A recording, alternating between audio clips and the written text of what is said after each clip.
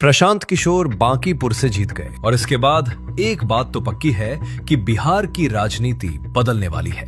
1995 से ये seat BJP ने आज तक नहीं हारी थी और अब ये हार सच में कई सवाल खड़े करती है। कुछ लोग इसे अमित शाह जी का मास्टर स्ट्रोक बता रहे हैं और इसमें सच्चाई भी हो सकती है, क्योंकि बीजेपी का एक बड़ा प्लान है बिहार से आरजेडी को बिल्कुल खत्म करना, ठीक वैसे ही जैसे तमिलनाडु में थलापति विजय को लाकर डीएमके और एआईएडीएमके को खत्म कर दिया। लेकिन दूसरी तरफ एक और एंगल भी है, बिहार में भरत तिवारी की मौत, यूजीसी बिल का आना। इन सब मुद्दों से भारत का जो सवर्ण तबका है वो थोड़ा नाराज जरूर है। अगर आप बांकीपुर को देखें तो वहाँ काफी पढ़ा लिखा सवर्ण वोटर है और उसने प्रशांत किशोर को वोट दिया है। ये एक ऐसा सिग्नल है जिसे बीजेपी को सीरियसली लेना चाहिए। मोदी जी ने 2019 में खुद अपने पार्टी के कार्यकर्ताओं से कहा था कि तुम्हें भी ग्राउंड पर मेहनत करनी होगी, लेकिन कुछ नेता सिर्फ मोदी जी के भरोसे बैठे रहते हैं और यही वो गैप है जिसका फायदा प्रशांत किशोर जैसे लोग उठा लेते हैं। लेकिन ये बातें बाद में करेंगे। आज हम प्रशांत किशोर की बात करने आए हैं। उनका जीवन कैसा रहा, कैसे उन्होंने अपनी पॉलिटिकल जर्नी शुरू की और कैसे आज वो सुर्खियों में है। आइए प्रशांत किशोर की असली कहानी देखते हैं। प्रशांत किशोर का जन्म बिहार के रोहतास जिले के सासाराम के पास एक छोटे से गांव कोण में हुआ था। उनके पिता एक फिजिशियन थे और मां होम मेकर। एक सामान्य मध्यम वर्गीय परिवार जिसमें पीके ने अपनी स्कूलिंग बक्सर से की और फिर इंजीनियरिंग करने हैदराबाद चले गए, जो उस दौर में किसी बिहारी लड़के के लिए एक बड़ा कदम था। लेकिन इंजीनियरिंग के बाद पीके की जिंदगी ने एक ऐसा मोड़ लिया जिसकी किसी ने कल्पना भी नहीं की थी। इंजीनियरिंग के बाद पीके यूनाइटेड नेशंस में पब्लिक हेल्थ एक्सपर्ट के तौर पर ज्वाइन कर लिए और अगले 8 साल तक उन्होंने अफ्रीका के कई देशों में यूएन के लिए काम किया। ये यूएन की नौकरी उनके लिए एक ऐसा ट्रेनिंग ग्राउंड बनी जहां उन्होंने सीखा कि डेटा कैसे काम करता है, ग्राउंड रियलिटी कैसे काम करती है और एक बड़े ऑर्गेनाइजेशन को कैसे मैनेज किया जाता है। यूएन में काम करते हुए पीके ने भारत की आर्थिक तरक्की और भुखमरी पर एक रिसर्च पेपर लिखा जिसका नाम था economic prosperity and malnutrition in India.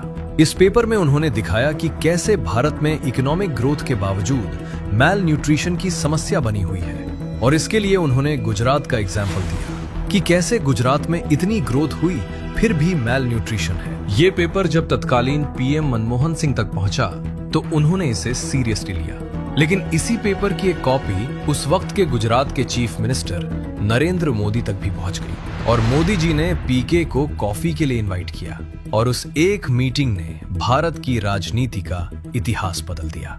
जब पीके मोदी जी से मिले तो मोदी जी ने उनके एंथुजियाज्म, फ्रेश आइडियाज और डेटा ड्रिवन अप्रोच को देखकर उन्हें तुरंत सीएम ऑफिस में काम करने का ऑफर दे दिया। पीके का गुजरात से कोई खास लेना देना नहीं था। उनकी माँ यूपी के बलिया से थीं और पिता बिहार से। लेकिन मोदी जी की विजन और लीडरशिप ने पीके को इतना इम्प्रेस किया कि उन्होंने हाँ कह दी और यहीं से शुरू हुई भारतीय राजनीति की सबसे दिलचस्प पार्टनरशिप। 2012 का गुजरात विधानसभा चुनाव पीके के लिए पहली बड़ी परीक्षा थी और इस परीक्षा में एक और इम्पोर्टेंट एंगल था, अमित शाह जी, जो मोदी जी के सबसे बड़े भरोसेमंद और राइट हैंड थे। वो उस वक्त सोहराबुद्दीन शेख केस की वजह से गुजरात में रह ही नहीं सकते थे, यानी मोदी जी का सबसे बड़ा हथियार उनके पास नहीं था और यही गैप पीके को फिल करना था। पीके का इलेक्शन मैनेजमेंट का तरीका पूरी तरह अलग था। वो बीजेपीआरएसएस के इकोसिस्टम से बाहर के इंसान थे और पार्टी कैडर की तरह सोचने की बजाय एक प्रोफेशनल की तरह सोचते थे, जो मोदी जी को बहुत पसंद आया। पीके ने सीएम रेजिडेंस में एक छोटा वॉर रूम बना लिया और इंजीनियर्स, एमबीए ग्रेजुएट्स और पॉलिसी रिसर्चर्स को हायर करके उन्हें गांधीनगर बुला लिया। पीके की स्ट्रैटेजी बिल्कुल क्लियर थी। मोदी जी को विकास पुरुष के तौर पर प्रेजेंट करो, गुजरात मॉडल की बात करो जिसमें रोड्स, इलेक्ट्रिसिटी, इंडस्ट्री और डेवलपमेंट पर जोर हो। ये एक रेवोल्यूशनरी शिफ्ट था बीजेपी की ट्रेडिशनल कैंपेन स्ट्रैटेजी से, जो पहले कभी नहीं हुई थी। 2012 में गुजरात में भारी जीत के बाद पीके की रेपुटेशन बन गई और फिर आया 2014 का लोकसभा चुनाव, जो न सिर्फ पीके के लिए बल्कि पूरे भारत के लिए एक वाटरशेड मोमेंट था। इस चुनाव में पीके ने सिटीजन्स फॉर अकाउंटेबल गवर्नेंस यानी CAG की नींव रखी, जिसमें हजारों यंग प्रोफेशनल्स को एकजुट करके एक नेशनल लेवल कैंपेन मशीन बनाई गई।